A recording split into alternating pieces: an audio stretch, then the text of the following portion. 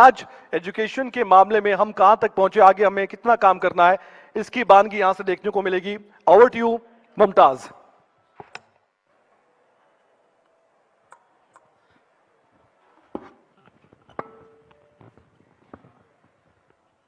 बेहद शुक्रिया कमल आपका।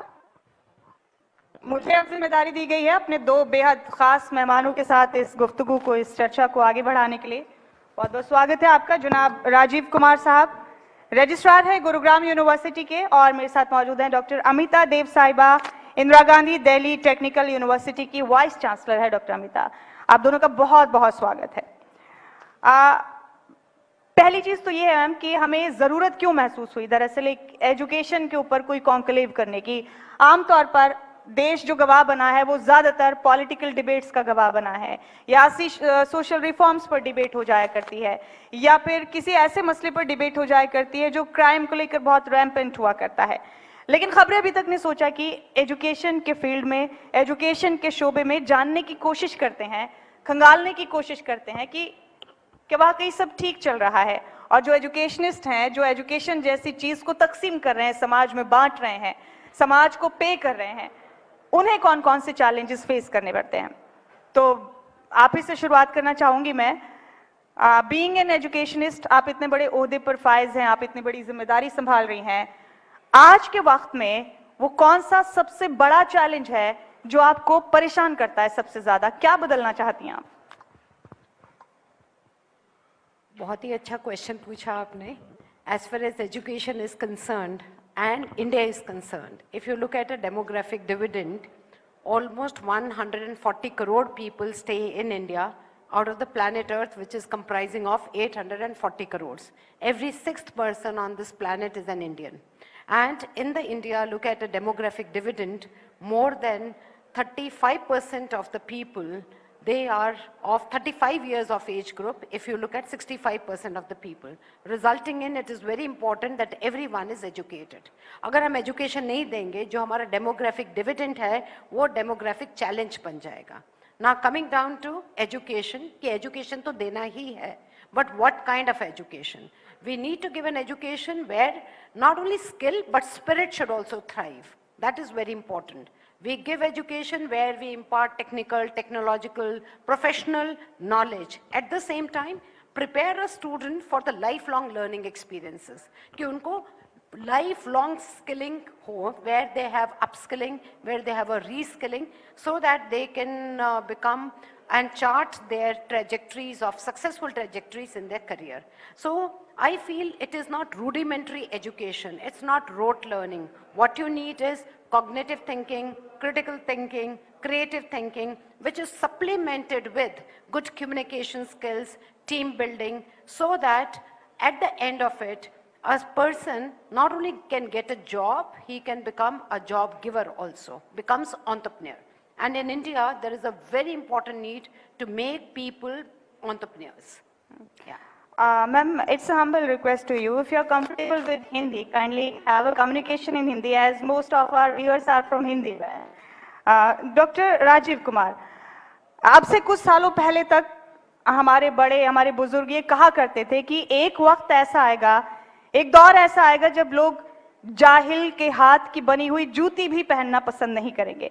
यानी कि अगर उनको जूता भी पहनना है तो वो स्किल्ड होने चाहिए, लोग वो शानदार होने चाहिए अपने काम में। एक अनपढ़ जाहिल आदमी उनकी जूती भी ना बनाए। अब उस दौर से हम बाहर आ गए, अब ज्यादातर लोग पढ़ने लिखने लगे हैं, तालीम याफ्ता हो गए हैं।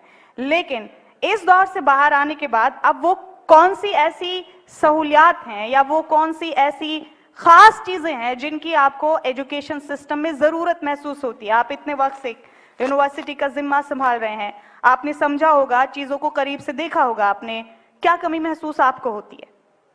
देखिए, भारत जैसे विकासशील देश को, जो कि बहुत जल्दी विकसित देश बनना चाहता है, विकसित केवल इंफ्रास्ट्रक्चर से ही नहीं बनेगा। विकसित बनने के लिए बहुत ज़रूरी है कि जो कॉमन मैन है वो डेवलप करे, एक कॉमन फैमिली जो है वो डेवलप करे। अब वो डेवलप कैसे करेगी? आज आप देखिए, कोई भी किसी भी इनकम ग्रुप की फैमिली हो, वो ये चाहती है कि उसके बच्चे पढ़े, बच्चे पढ़ेंगे, वो शिक्षा ग्रहण करेंगे तो लाइफ उनकी चेंज हो जाएगी। लाइफ चेंज होगी कैसे, उनकी इनकम बढ़ेगी, रोजगार मिलेगा, ये सारी चीजें हैं। तो अब हमने पिछले कुछ सालों में देखा है कि लोग सजग हो गए हैं, अपने बच्चों को पढ़ाना चाहते हैं। लोएस्ट इनकम ग्रुप वाला बच्चा भी ये चाहता है कि वो पढ़े।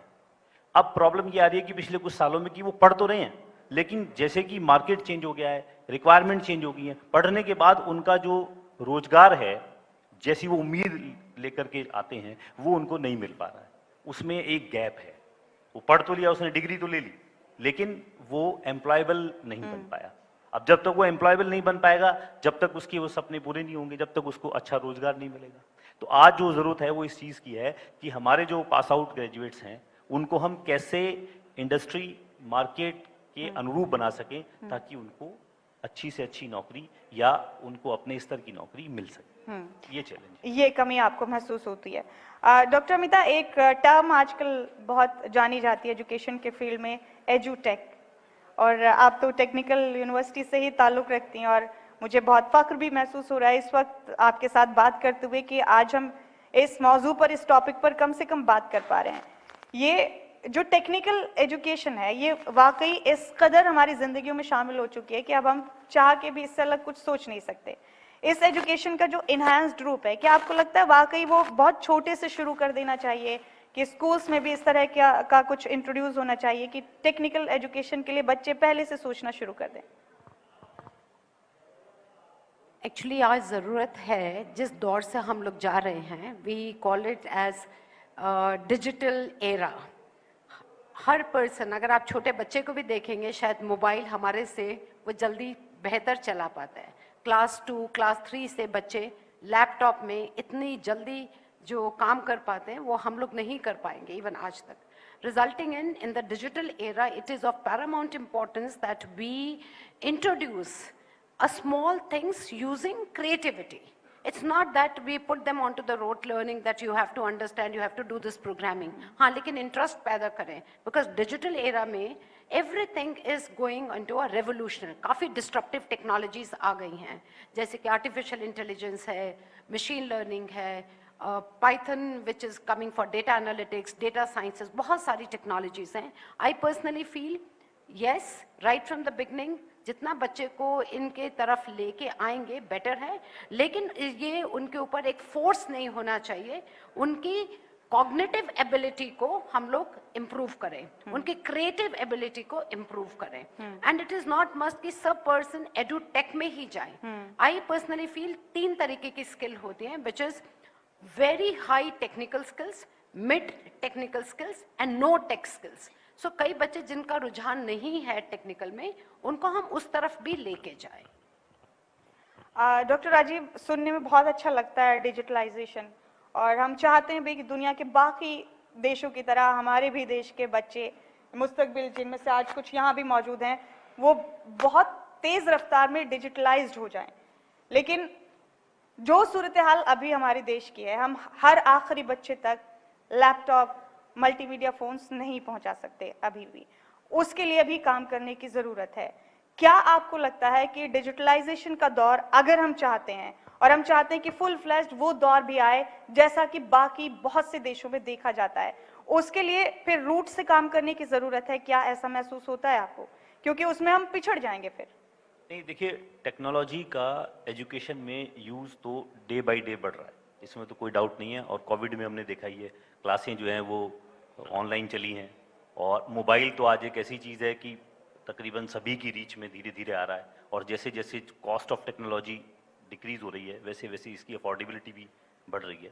अगर आप देखें, अभी मैंने कुछ दिन पहले ही देखा कि जो IIT JEE मेंस की या एडवांस की बच्चे कोचिंग लेते हैं, तो पहले वो दिल्ली या मेन सेंटर्स पे जाया करते थे, एक ग्रुप बनता था उनका।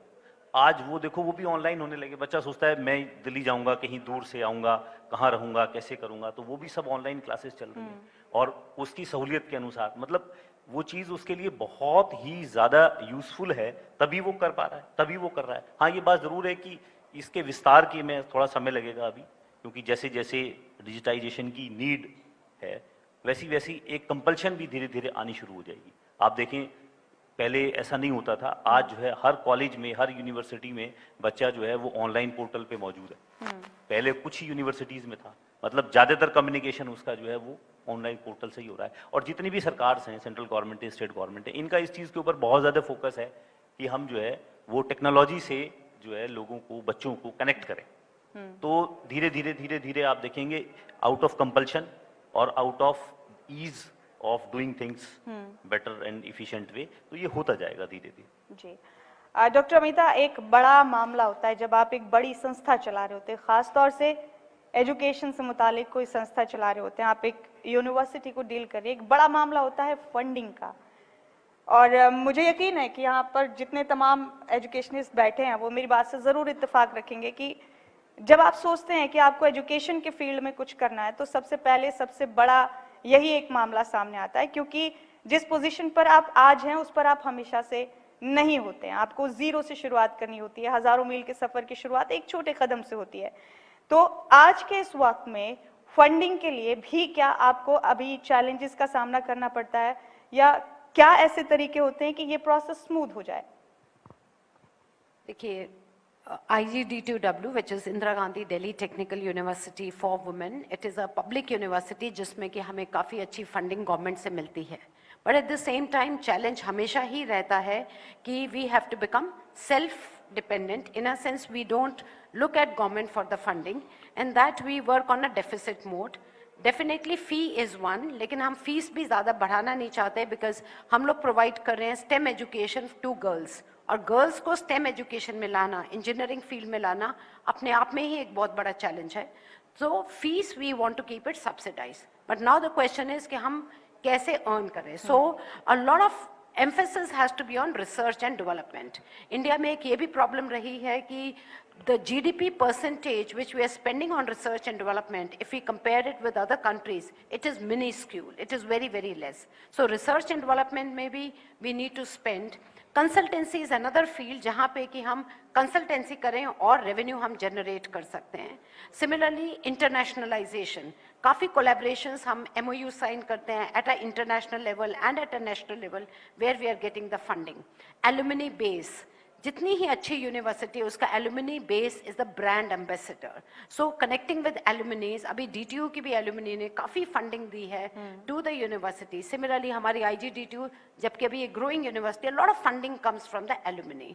Similarly from various research consultancies we can get the funding. So funding तो इशू रहता ही है। At the same time government also thinks कि आप फीस भी ज्यादा नहीं बढ़ाएंगे, so we have to come up with a win win situation कि फीस भी कम रहे, बच्चों को अच्छी एजुकेशन भी मिले। सो उसमें हमें थोड़ा सा सेल्फ डिपेंडेंट, अपने ऊपर डिपेंड करना पड़ेगा by bringing consultancy, CSR activities, research and other things, and depending upon alumni also. Doctor Rajiv, यही सवाल दरअसल मेरा आपसे भी है कि जो यूनिवर्सिटी, स्कूल्स, कॉलेजेस होते हैं वो दरअसल गमले में लगे हुए पेड़ की तरह, पौधे की तरह होते हैं कि आपको हरा भरा भी रहना है और आपको बड़ा भी उस तरह से नहीं सोचना है कि आपको अर्न ही कर लेना है बच्चों की फीस के जरिए और उसके जरिए। तो इन चैलेंजेस से पार पाने के लिए क्या आपके पास कुछ ऐसे आइडियाज हैं जो हम चाहते हैं, आप चाहते हैं कि इस शो के जरिए पहुंचे गवर्नमेंट तक, कुछ ऐसा हो जाए? देखिए, फंडिंग तो हमेशा से ही इशू रहा है और रहेगा भी, क्योंकि रीज़न ये है कि जब हम नई नई चीज़ें इंस्टीट्यूशन में करना चाहते हैं, इंफ्रास्ट्रक्चर डेवलप करना चाहते हैं, नई नई चीज़ें लाना चाहते हैं, इतनी तेज़ी से कोर्स कैरिकुलम बदल रहा है, नए नए सॉफ्टवेयर, नई नई लैब्स, इक्विपमेंट्स, इतनी सारी चीज़ें चाहिए जो बच्चों को हमने सिखानी है, तो उसके लिए पैसा तो चाहिए, इसमें तो कोई डाउट नहीं है। और fee is one of the source, और उसको भी हम बहुत ज़्यादा नहीं बढ़ा सकते हैं। तो इसमें हमें छोटे प्रयोग करने पड़ेंगे। जैसे अभी हमने कोशिश की है गुरुग्राम यूनिवर्सिटी में, इससे पहले YMCA यूनिवर्सिटी में भी कोशिश की थी कि जो समाज के लोग हैं उनसे हम उन बच्चों को कनेक्ट करें जिनको अभी उनकी नॉलेज और उनकी स्किल तो ठीक है, लेकिन उसको अपग्रेडेशन के लिए उनको फीस की ज़रूरत है। तो इस तरह से हमें समाज के डिफरेंट वर्गों से ही कनेक्ट करना पड़ेगा, apart from other sources of fund. जी,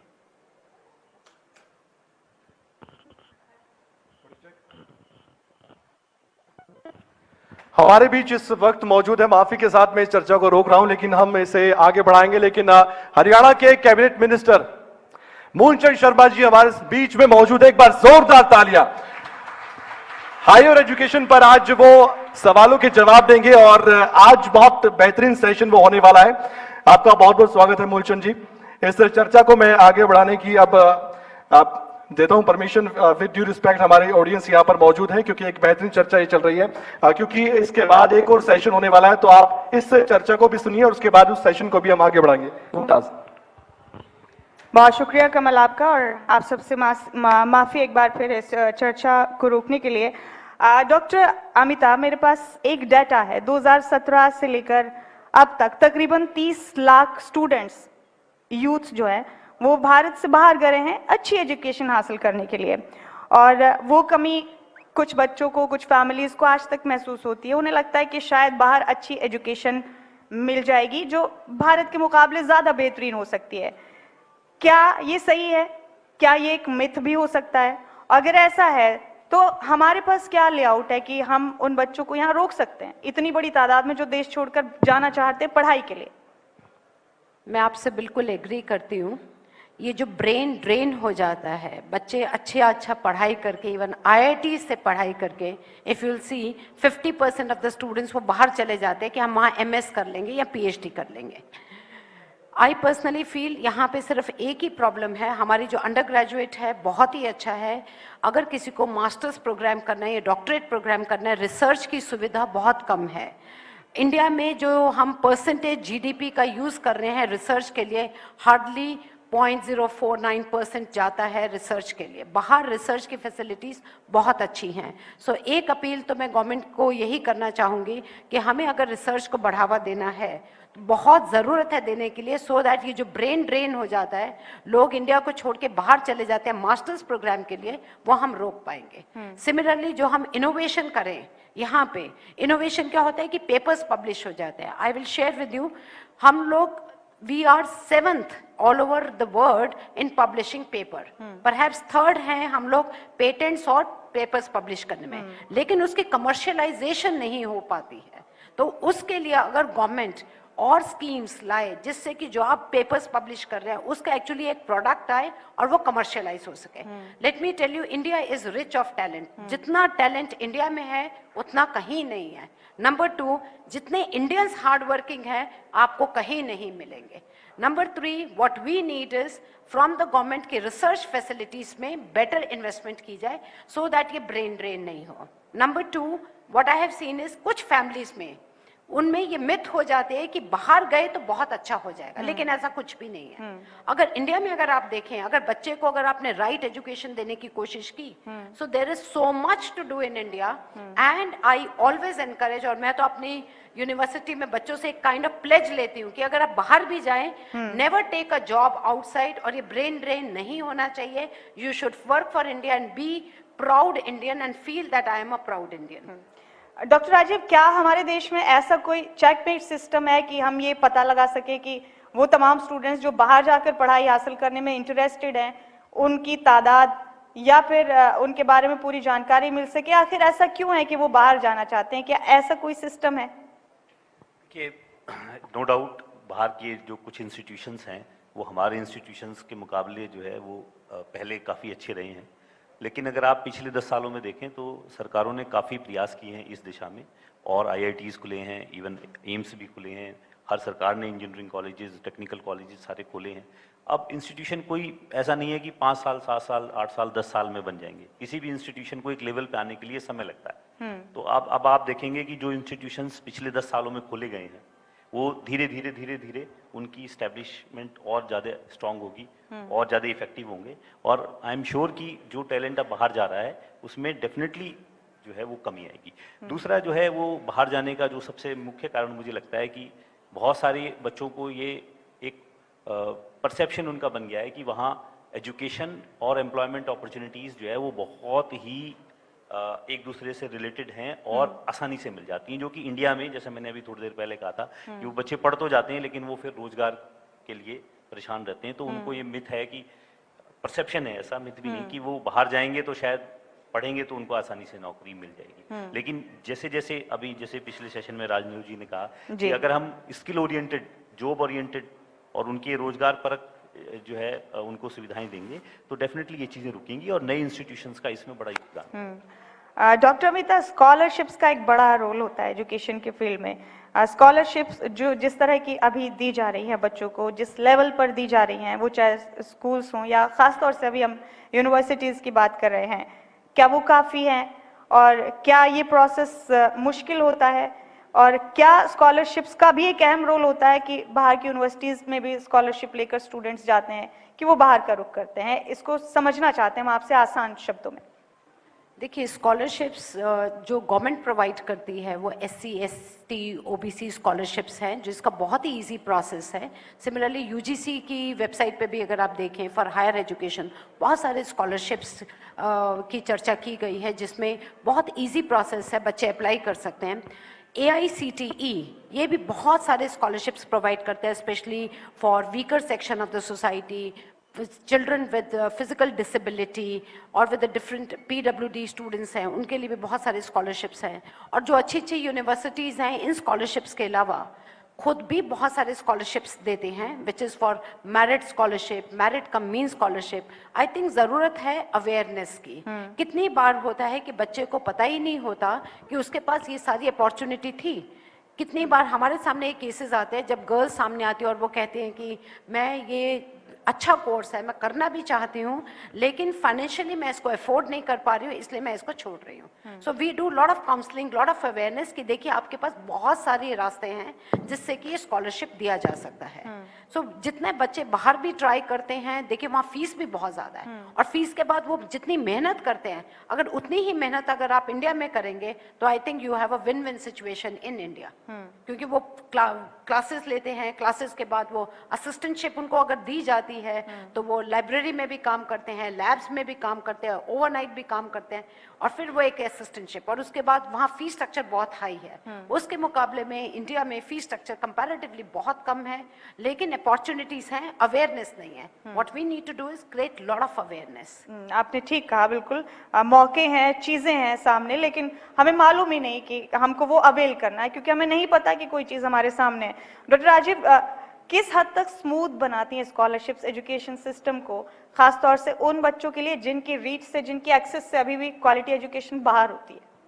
देखिए, बिल्कुल इसमें तो कोई डाउट ही नहीं है कि स्कॉलरशिप से जो है वो बच्चे की जो स्टडी है वो फैसिलिटेट तो होती ही है, और उसको एक्सपेक्टेशन होती है, और उसकी एक्सपेक्टेशन में वो फिर प्रयास करता है तो फिर उसके लेवल्स, उसकी कमिटमेंट जो है वो बहुत अच्छी होती है।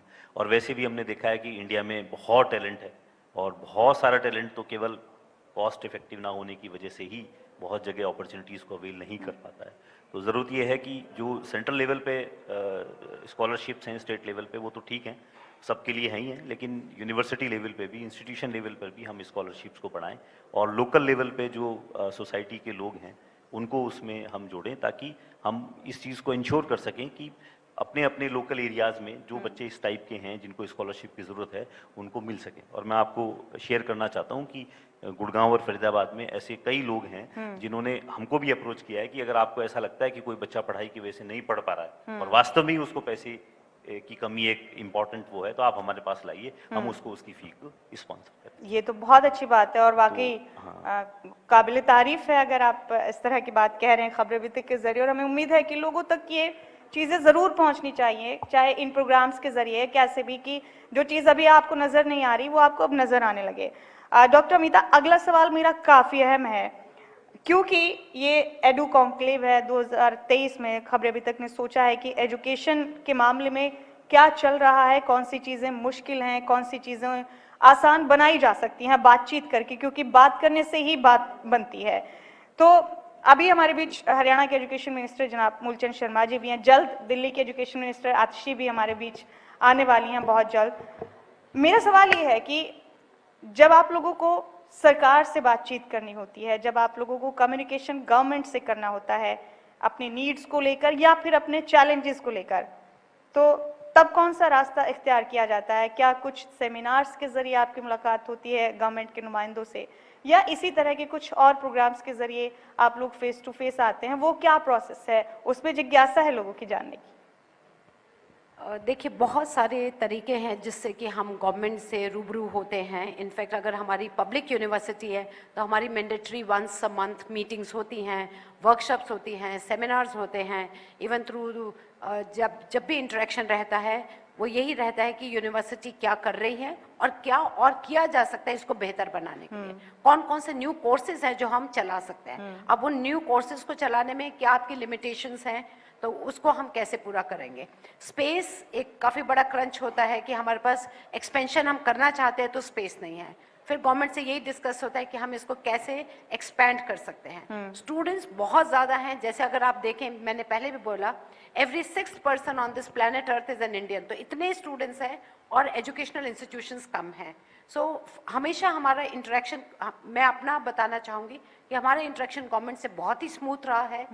एंड जो भी हमारी प्रॉब्लम्स होती हैं हमें हमेशा टाइम भी मिलता है, we discuss it, raise those issues, चाहे वो फंडिंग का इशू हो, चाहे लेबोरेटरी सेटअप का हो, चाहे रिसर्च एंड डेवलपमेंट का हो, या सेंटर ऑफ एक्सेलेंस बनाने का हो। इवन स्कॉलरशिप्स में भी गवर्नमेंट ने हायर एजुकेशन स्कॉलरशिप्स भी शुरू किए हैं। Wherever any student want some scholarship, वो स्कॉलरशिप्स भी मिलते हैं। तो हमारे बहुत सारे जरिया हैं उनसे कनेक्ट। डॉक्टर साहब, आपका भी यही तजुर्बा है जो डॉक्टर अमिता ने अभी बताया सरकार से बातचीत को लेकर? देखिए, सरकार से बातचीत तो हमारे यहाँ तो जो मैंने एक्सपीरियंस किया है अपने करियर में वो बहुत सिंपल है। एक तो जो भी हमारी यूनिवर्सिटीज़ की स्टैट्यूटरी बॉडीज़ हैं, तो हमारे डिपार्टमेंट, गवर्नमेंट डिपार्टमेंट के जो ऑफिसर्स हैं सेक्रेटरी लेवल के, वो सभी में मेंबर हैं। तो उन मीटिंग्स में उनसे फॉर्मल इनफॉर्मल कम्युनिकेशन होता ही है। और डिपार्टमेंट वाइज यूनिवर्सिटी के लिए एक पर्टिकुलर डिवीज़न, एक सेल जो है वो वहाँ है चंडीगढ़ में, हायर एजुकेशन डिपार्टमेंट में। तो उनके साथ भी हमारा रेगुलर इंटरवल रहता ही है। और मतलब माननीय मंत्री जी यहाँ बैठे हुए हैं, मैं इसमें मतलब कोई ऐसा नहीं है कि इनकी तारीफ कर रहा हूँ, ये फैक्ट है। ये तो हमेशा कहते हैं भाई किसी की कोई प्रॉब्लम है, कहीं कोई चीज़ अटक गई है तो मेरे पास आ जाओ। थैंक यू सर, आप हमेशा बड़े कोऑपरेटिव रहे हैं। खुशी है हमें कि लोगों तक ये भी बात पहुंच रही है कि अगर सरकार के बीच एजुकेशन मामलात को लेकर सरकार और आप तमाम लोग जो शिक्षाविद हैं, जो दानिश्वर हैं, बातचीत करते हैं तो वो स्मूथ होती है या किस तरह से होती है। डॉक्टर अमिता, एक और काफ़ी अहम सवाल है मेरा आपसे, और मैं खुश हूँ कि आज इस मामले में मुझे आपसे बात करने का मौका मिल रहा है। एक दौर था जब हमें चीख चीख कर कहना पड़ता था, अबला नहीं सबला तुम नारी, वीमेन एम्पावरमेंट, गर्ल्स पावर, आधी आबादी। अब जितनी तादाद है यूनिवर्सिटीज़ में, ख़ासतौर से लड़कियों की, देश की बेटियों की, क्या अब भी हमें चीख कर बताने की ज़रूरत है? बिल्कुल भी नहीं। आपको जान के खुशी होगी, ये जैसे Indira Gandhi Delhi technical university for women है, ये खाली वुमेन के लिए और इंजीनियरिंग के लिए है। वो एक दौर था जब मैं कल्पना चावला के साथ थी और हम 14 लड़कियां थी among 1400 boys in Punjab engineering college. खाली 14 लड़कियां होती थी। लेकिन आज की डेट में 5000 लड़कियां सिर्फ मेरी ही यूनिवर्सिटी में इंजीनियर बन रही हैं। और आपको ये जान के बहुत खुशी होगी जो उनको प्लेसमेंट पैकेजेस मिल रहे हैं, आप सोच नहीं सकते हमने क्या प्लेसमेंट उनको दे रहे हैं। पिछले हफ्ते का डेटा है 82 lakhs of rupees per annum. 82 lakhs का पैकेज हमारी लड़कियों को मिला है और international package 1.2 crore per annum. इतना पैकेज हम उनको दे पा रहे हैं। 136 कंपनीज हमारे पास आ रही हैं और इनफैक्ट लड़कियां और आना चाहती हैं। अनफॉर्चुनेट पार्ट है कि हमारे पास उतनी स्पेस नहीं है। नहीं तो अगर आप मेरे दिल से पूछे, हर लड़की आज की डेट में बहुत कुछ कर सकती है, इनफैक्ट बेटर भी कर सकती है और बहुत कुछ है करने के लिए। Now the days are gone where we say there is a difference between boys and girls. Girls जो हैं वो आजकल कमर्शियल पायलट भी बन रही हैं, फाइटिंग पायलट से लेके ड्रोन्स भी चला रही हैं, हॉस्पिटल्स में भी काम कर रही हैं और अमेजॉन, फ्लिपकार्ट, गूगल पे सीईओ की पोजीशंस पे भी हैं। So it's a proud moment. अब हमें ये बिल्कुल नहीं बोलना पड़ता। And last thing I will say, जो हमारी यूनिवर्सिटी कर रही है, हर लड़की 4 लड़कियों का हैंड होल्डिंग करती है कि वो जो डिसएडवांटेजेस ग्रुप से हैं उनको बुक्स देती हैं, फ्री कोचिंग देती हैं, उनकी मेंटल प्रॉब्लम सॉल्व करती हैं और जहां पेरेंट्स इंटरेस्टेड नहीं होते कि हम इसकी शादी कर देते हैं, वो मैरिजेस हमने रुकवाई हैं और उन बच्चों को IGDTU में लेके आए हैं। और आज वो लड़कियां अमेजॉन, फ्लिपकार्ट, गूगल, फेसबुक पे 50-50 लाख, 60-60 लाख रुपए लेके काम कर रही है। जी डॉक्टर राजीव, आपसे भी आखिरी सवाल मेरा यही है। कहते हैं सेकंड ओपिनियन किसी चीज को मजबूती दे देता है, आपका तजुर्बा क्या कहता है? नहीं, देखिए, पार्टिसिपेशन तो बढ़ ही रहा है और हमारे यहाँ भी गुड़गांव यूनिवर्सिटी में भी आप देखेंगे तो मोर देन 40% जो पॉपुलेशन है उसमें फीमेल्स हैं, गर्ल्स हैं, and they are really doing good.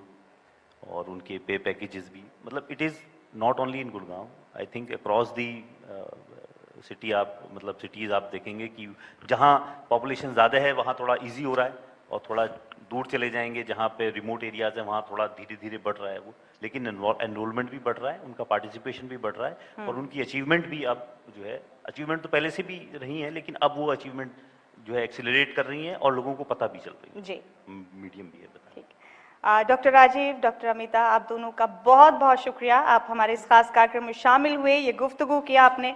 और जैसे कि हमने पहले कहा, खबर अभी तक की कोशिश है आज इस मंच के जरिए पॉलिसी मेकर्स और एग्जीक्यूटिव्स दोनों को हम मिलाएं, बातचीत के जरिए जो मसले अगर अनसुलझे हैं तो वो भी सुलझ जाएं।